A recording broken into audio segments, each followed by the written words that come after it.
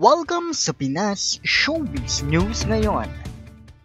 Para sa video natin ngayong araw, meron na naman po tayong fresh at nagbabagang updates patungkol kay Maine Mendoza at kay Alden Richards. Kung tunay mong mahal si Maine Mendoza at Alden Richards at ngayon ka lang nakadalaw o di naman kaya ay naligaw sa channel na ito, please po, i-click mo na yung subscribe and bell buttons para lagi kang updated sa mga kaganapan kina Maine at kay Alden. Ang pag-uusapan po natin ngayong araw ay ang dalawang sureball po na muli pong pagsasama ng isang Maine Mendoza at Alden Richards sa iisa pong frame sa mga events po. No? Una nga po rito yung sinasabi po ng Vivo Philippines na meet and greet with Maine Mendoza and Alden Richards. Okay? Isa rin po sa mga pag-uusapan natin, ito naman pong isa pang ganapan kung saan makikita nga po sa Ateneo de Manila University. Ito pong si Maine Mendoza, pati pong si Alden Richards. Kung saan ngayon pa lang po, marami na pong kumukontra. Sobrang dami na hunang kumukontra dito po sa mga ganap ni Maine Mendoza. Itong pagpasok ng Mayo na ito, no? Ngayong May na ito, alam agad nila na may dalawang sureball na ganap yung dalawa. Pero bakit nga ba kumukontra? Ano nga bang meron? Lahat yan pag-uusapan natin ngayong araw. Sabi ko naman sa inyo, basta't may kinalaman kay Maine at kay Alden, pag-uusapan po natin yan, di ba? At syempre, isa nga po sa dahilan kung bakit po makikita si Maine Mendoza at saka po si Alden Richards ay may kinalaman po dito sa Guillermo Mendoza Awards. Okay? Kung saan makikita nyo nga po dyan, nandyan si Alden at nandyan po ito pong si Maine Mendoza. However, syempre, ang dami kumukontra dahil nandiyan din po itong si Catherine Bernardo. Pag-uusapan po natin yan. Talagang kapanapanabik. At least, meron tayong marami pa tayong aabangan sa kanilang dalawa, actually. At nasan nga ba ngayon si Maine at nasan nga ba ngayon si Alden Richards? Yan po ay ating aalamin sa araw na ito. At bago nga tayo magpatuloy pa, hayaan nyo muna magpasalamat ako sa mga subscribers and viewers natin na patuloy pong pag-support at pagmamahal kina Maine at kay Alden nang wala pong ibang hinihintay na kapalit. Lagi ninyong tatandaan na kaisa nyo po ang buong Pinas Showbiz News ngayon sa pag-support at pagmamahal kina Maine at kay Alden nang wala pong ibang hinihintay na kapalit. At narito nga mga komentong napili ng aming team patungkol sa mga updates natin kanina lang. Unahin natin ang naging komento nitong si Miss Jean Cordero. Sabi niya rito, yes, totoong di si Meng ang nasa Itbulaga. Fake na clone.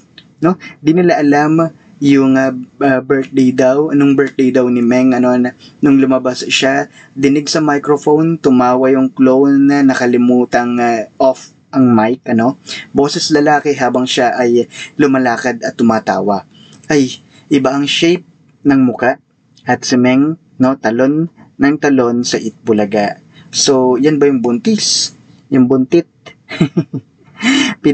Pinaparating lang ni Meng na nakapanood sa mga nakapanood na hindi siya buntis, di ba?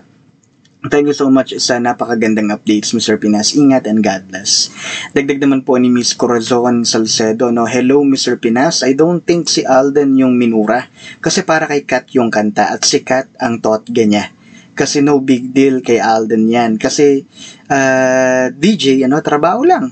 Lahat ay publicity, gimmick, sad for Alden. Kasi isinampay si Saki, Warriors DJ Alden is genuine gentleman. Diba? At never nag-take advantage sa isang babae yan or nag-chancing sa girl because he respect girls and he knows how fragile are woman and take note alam ni Alden ang golden rule ng kay Pedro ganyan kabait na tao ang Alden at makakaasa ka DJ never papatulan niya ni Alden si Kat dahil alam na may Maine na yan at hindi yan lalagpas sa limit. Basta DJ, kung totoo naman yan.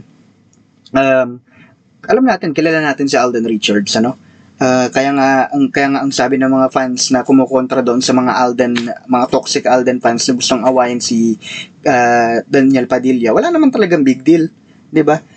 Kung ako nga yung tatanungin, maaaring ang si Catherine Bernardo pa yung minura niya at hindi itong si Alden Richards. Di ba? Kasi nga, siya nga naman yung Totga. Alam naman natin yun. Alam natin lahat yun, ano? At para naman po sikat doon natin komento, ito naman po yung mula kay yung Motor Richard. Na, sabi niya rito, good PM po, Pinas Showbiz News ngayon. Ano, salamat sa update kina Main at kay Alden. Sir Pinas, bakit po ngayon lang kayo nakapag-update? Ano, bali 3 araw po kayo walang update. Kina Main at kay Alden. Ako, pasensya na ho.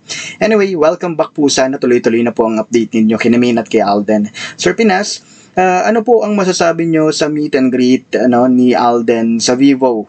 May May 4, sana po ay kasama si Min sa meet and greet ni Alden sa May 4. At sana po may balita po kayo ngayon sa gagawin na meet and greet si Alden sa Vivo Philippines, at isa pa po, ano po ang masasabi nyo sa pagla-like ni Alden sa mga post ni Kat? Balita na po 'yan sa lahat ng social media at sa mga vloggers, like sa vlog ni Richard reaction vlog, pinakita po niya doon ang pag-like ni Alden.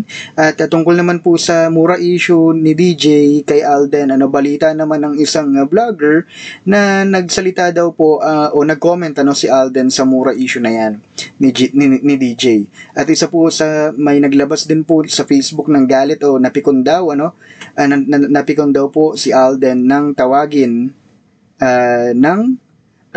daw po si Kat na nag-cheat daw po, cheating po kasi po nagpapaligaw daw po siya kina Alden, kina Echo, etc. Ganun po, At saka, bakit may sinabi po ba na pangalan si DJ at si Alden agad ang naisip nila?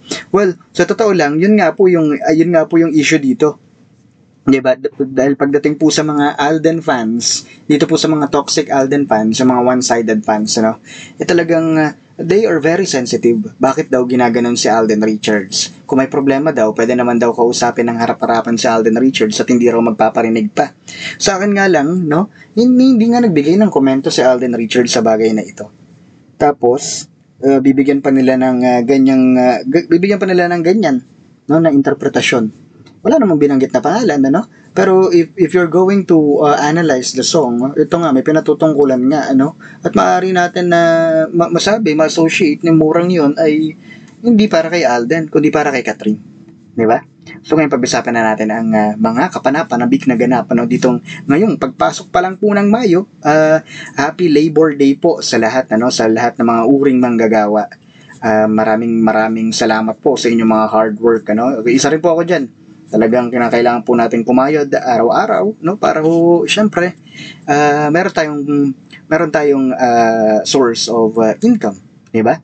So ngayon pag-usapan po natin, ano nga ba itong dalawang bagay na kinakailangan nating abangan?